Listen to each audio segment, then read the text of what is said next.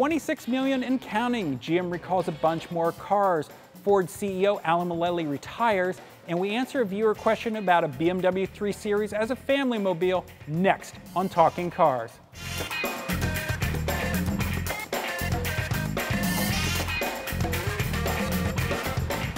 Hi, and welcome to Talking Cars with Consumer Reports. I'm Tom Muchler. I'm John Lincove. I'm Gabe Shanhar.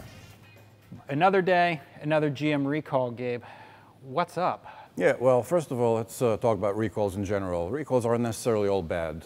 Recalls are, it's a problem. It's been revealed after the car is produced in the hands of consumers. And the alternative is for the problem to be swept under the rug and for consumers to not to just live with a problem. Now, GM's been accused of sweeping a lot of these problems under the rug for quite a while. I mean, so now they're correcting by recalling everything. Yeah, truth be told, GM's been a low-cost manufacturer, saving a penny and cutting corners in all kinds of places over 3 decades. So if now they're on this campaign of fixing every potential thing, and good for them. What does that do in terms of public perception? I don't know yet. Yeah, that's hard to say. John, what's the latest recall? Oh, so we have.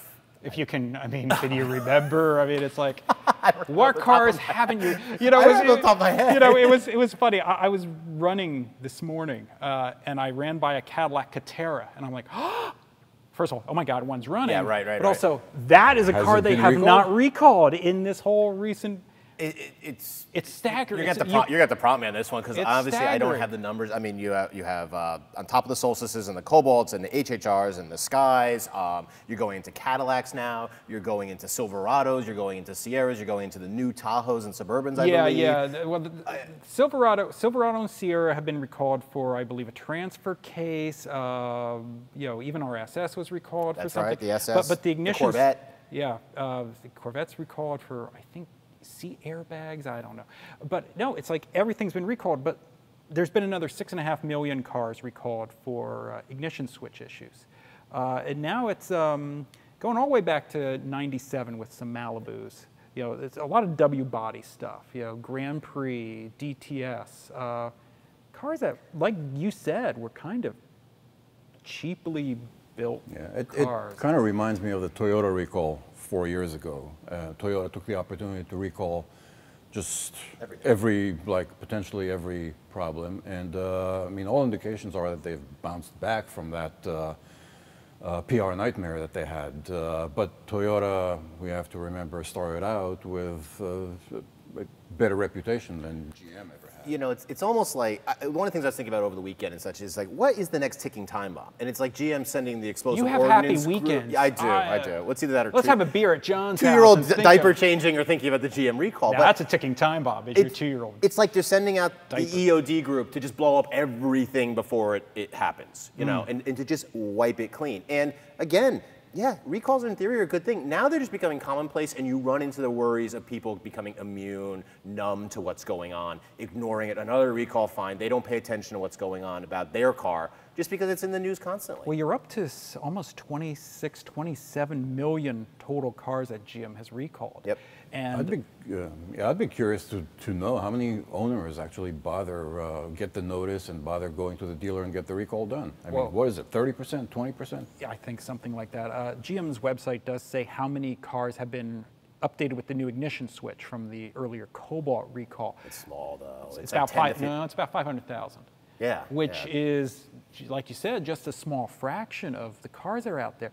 Now, the recall for these newer cars is simpler. It's just replacing a key with a different hole in the key, so it puts less torque on it when you bump it with your knee, so it doesn't.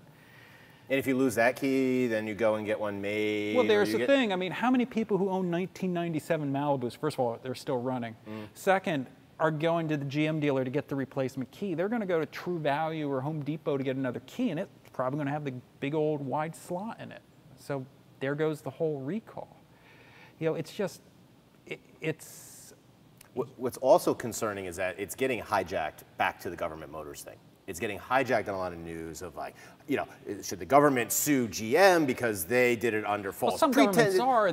There's a DA in California who's suing. Yep, you know. People are suing for lost resale value. How much resale value is there at in a Cobalt? Yeah. Right. You know, it's one thing for victims. It's another thing for all these add-on hijacking of the agenda, you know, which muddies the waters and keeps people's minds off of what, you know, the safety aspect of it, which is first and foremost. Well, it comes to money, and you know, also Johnny Manziel right here. well, also yesterday, Feinberg announced, you know, what the compensation is going to be. You know, if you have a loved one who passed away, it starts at $1 million. It all builds depending if they had dependents or not and what their income was. And if they settled before, they're still open to this settlement as well. Well, I guess if you take in some ways it's a generous agreement because it totally gets rid of negligence. You know, there's no, they were drunk driving, they were speeding. You know, I'll tell you something that really pissed me off. Car and Driver in a recent issue did a whole thing on the ignition switch, and they made sure in 2 or 3 places to say, yeah, well, half of these people were speeding, half of them were drunk, half of them were, you know, just, why poke at that? The old blame the victim kind of thing. Yeah, that just seems really wrong to me. Still, the talking of money, you know, to replace someone's life is just really, it's kind of depressing, but it also begs the question, the whole thing, is where was the government? I mean, the National Highway Traffic Safety Administration is supposed to be on top of these things. Defect investigations, I mean, if there were fatalities and injuries or complaints, then that should have been, someone should have woken up a long time ago. Yeah, you know, it's interesting. Also yesterday, Chrysler has expanded a recall of ignition switches. In, you know, the last generation Grand Cherokee and Commander, and the early versions of the minivans before they got the 11 update. NHTSA is actually pushing back at them and saying, we're not sure this fix is going to solve the problem. So hopefully NHTSA is going to step up to the game some. Late in the game, better late than never, but let's hope there's, you know, they're not ignoring something else now because they're being really tough finally on Chrysler and GM. Yeah, they're busy. I mean, to be fair, they're busy. They're understaffed. Yep. Again, it comes back to money because you don't want to staff. Probably the same people. You don't want to staff a government agency because the government is bad. Right. The people screaming about the negligence are same people who are, you know, cutting funding and tying their hands. So. Right. Yeah. Kind of a tough time for GM. Although to be fair, there hasn't been a whole lot of proof that they're dropping sales, even though they stopped trading the stock briefly yesterday when they announced it. It was down 1%. It wasn't, I mean, does that make sense that the stock price isn't down much? People are still buying GM cars? It all comes down to product. I mean, the new Tahoe and Suburban, I mean, they're selling like hotcakes. Mm-hmm. Yeah. Yeah, I mean, as long as you have the product to do it and people are hungry to buy product. There's a lot of talk that, you know, the worry has already been factored into price. You know, it's already dropped. You know, maybe that's an interesting. You know, that often happens. You know, people have already factored in the problems, and you know now they're moving forward. So each little hit isn't going to make a giant dent into the stock price, for example. But again, the product, the new product is great. I think we're done with old GM, new GM. We can't keep mishmashing. It's General Motors. They have to address it. The current product that they're pushing out, we've been impressed with. Hopefully it's not being, you know, we're not finding little things that are cost cutting on these in 10 years. Well, I mean, there's the thing, you know, it's easy to say old GM, new GM, but old GM, you know, it comes on through. I mean, they design parts that are still being reused. Of course. Yeah, I mean, all the current products were, I mean, their inception dates back to old GM. So the whole new GM, old GM is kind of a farce. The thing that amazes me is that one of the cars recalled was a 2014 Cadillac CTS. I can't imagine what 2014 CTS is still using an ignition key. Isn't using push button start. You know, if anything, GM should not be building any more cars with an ignition key. They should all go to push button. Yeah, you know, it would be a big push forward for safety, just like the manufacturer pushes backup cameras as standard earlier than even skip push buttons altogether. I mean, do the Tesla thing. Yeah. You know, you open the door, you put the car in gear.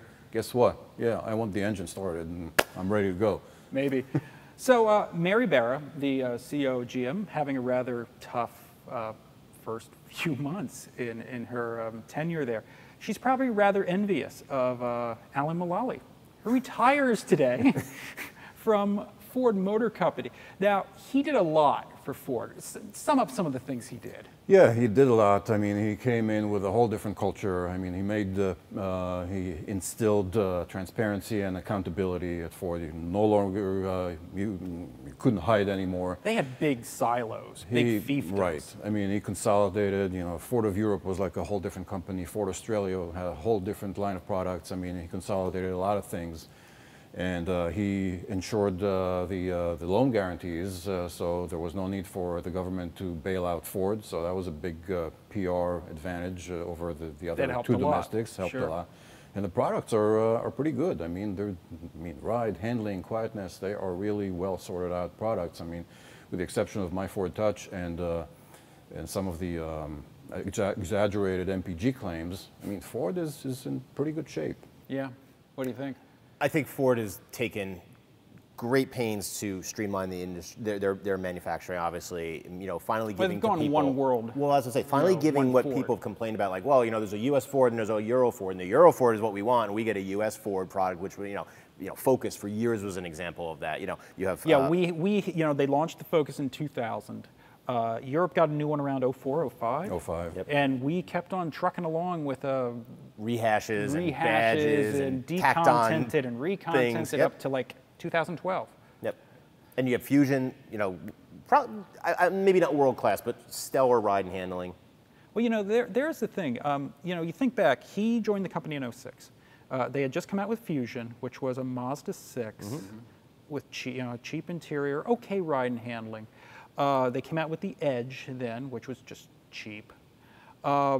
He put money back in the cars. You know, in 2010 when the Fusion got updated, it was a much better car. The 11 Edge is a little better. But what he did was he really he didn't think that Ford could just sell trucks. You know, Ford makes probably 75% of their profit from F-150s. Huge. Probably. You know, it's a huge part of the business. No, he put money in cars, and he divested from Land Rover and Volvo and Jaguar and Aston Martin. Right, and he killed the Mercury brand, which nobody really understood ever, and he really made good progress there. And you know, on a personal level, I mean, he seems like this nice guy, nice grandfather, but he's a listener, but he really he's real, and he doesn't take any BS from anyone. You know, one of the things that stands out for me is when he visited us a number of years ago, and we were telling him about products, and we had a display of, here's a good product, and here's your product, and here's the deficiencies or whatever. And when someone started talking about handle on the edge, you know, lifting the hatch, and an engineer all of a sudden started telling us why they were right, and he said, no, stop and listen. Not paraphrasing, but that changed. Instead of justifying why they were right and they're going to school, it's learning about different opinions. You know, and he talked about how he only drove Ford cars and didn't drive another vehicle, and he always had a gassed up, cleaned up, brand new Ford car sitting in the spot for him to drive. Well, you don't learn anything about other manufacturers if you don't drive their other products. No, when he first joined the company, he had a Lexus LS, I believe, and he said Yep. that was the best car ever, and it pissed a bunch of people off, but it showed something. No, I remember that visit too, and it got written up in Business Week and Fortune and all that. He's a very personable man. Yep. You know, he would, hey Tom, how you doing? He would remember your name. Right. But you get the feeling that underneath that Midwestern charm is you really better perform and get this done. Oh, absolutely. Ford's a better place for it. Definitely, and he was really quite a good listener. Something, to be fair, Mary Barra also, when we met with her. She's a good listener. She's a good listener. Yeah. She's getting an earful right now, right. No doubt. But one thing about Mulally, a couple things that maybe, I don't think they should have divested in Mazda. I think they could have really used Mazda. Also, he's a very technology forward-thinking guy. Thanks to Wikipedia, I found out he helped push forward the glass cockpit in the Boeing 767. He was instrumental in developing 777. He started the Dreamliner, which has had all sorts of technical issues. Yeah. You had EcoBoost engines. You have My Ford Touch. Transmissions. You're going to have aluminum F-150s. You know, it seems like he's willing to bet the farm on technology, and maybe it doesn't work out in the beginning, but it works out later. He's certainly he's charismatic. He's a real leader. You know, I hope for other great things about him. I mean, I'd vote him for president. You heard it here first, folks. Gabe's campaigning for him. That's right. Let's see. We'll see what Mark Fields does. Enough industry talk. I want to get to a viewer question from Ryan, not our Ryan, another Ryan. Can you guys compare the BMW E90 to the F30 sedans? First of all, I guess we should explain what an E90 and an F30 is. E90 is the previous generation. I mean, there's only so much car geekness that I can get into. Come on, Gabe, you can do it. Come on, you can do it. You can do it. Okay, E90 is the previous generation BMW. 06 to 11. It's 06 to 11. In my opinion, it's the best 3 Series in terms of driving. I mean, I logged a lot of hours on that 3 Series, and interestingly enough, I brought my wife's X3 for service at some point, and I got a loaner. And after I already drove the new 3 Series, I went back to the previous generation, the E90, after the F30, and the difference is so stark. I mean, it's like a night and day. I mean, the previous generation is so edgy, compact, agile. It's spectacular to drive. But his question is it a good family car? Because that's where he's going with this. We have a couple young kindergartners, but already have a family hauler as a primary vehicle, Highland. I've always been a fan of a BMW, but wonder if a compact sports sedan is the ultimate choice for short jaunts with the family. I mean, could he do an E90, or should he do an F30, which has a much bigger back seat? A couple kindergartners is fine. You know, he already has the Highlander, so yeah. I mean, go with the E90. Yeah, it's got a big enough back seat. You know, it was funny. I was driving our absolutely wonderful M235i last night, and I drove past, you know, a new F30, you know, a new, you know, newer 3 Series. I'm like, wow, that's big. Look how big it is. Yeah, it's bigger, it's more modern. I mean, the electronics, the infotainment system. It's probably going to crash much better. Right. Yep. But if driving enjoyment is your thing, that's going to be that. E90 is it. Yeah, if they're 10, 11, 12, 13 years old, that's when you worry about the rear seat. At this point, they're probably just they're in boosters, you know. Maybe they're sitting in seats. If they're out of boosters, then it's a no-brainer. Yeah, they'll have enough room. Plenty of room. So that's going to wrap it up for this episode. On our next episode, we'll talk about the new Hyundai Sonata and Genesis. We'll answer some viewer comments about fuel economy, and we'll help parents buy sedans for their sons. Until then, we'll see you next time.